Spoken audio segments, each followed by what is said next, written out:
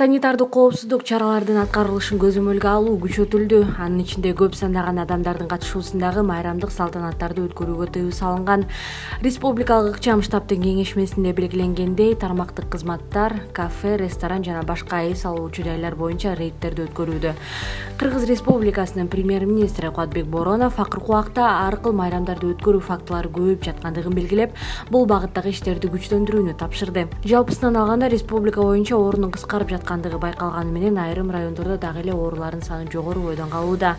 Бул жергиликтүү бийлик органдарынын калк менен санитардык чараларды сактоо, анын ичинде массалык үй-бүлөлүк иш-чараларды жана салтанаттарды өткөрүүгө тыюу салуу боюнча жетишсиз иш алып барып жаткандыгын далилдейт. Көпчүлүк коронавирусту тойлордон, Куран окутуу иш-чараларынан жугузуп алууда. Акыркы учурда жергиликтүү бийлик органдарынын айрым жетекчилери кырдаалды жөнгө салууда бошоңдоп калганы байкалууда.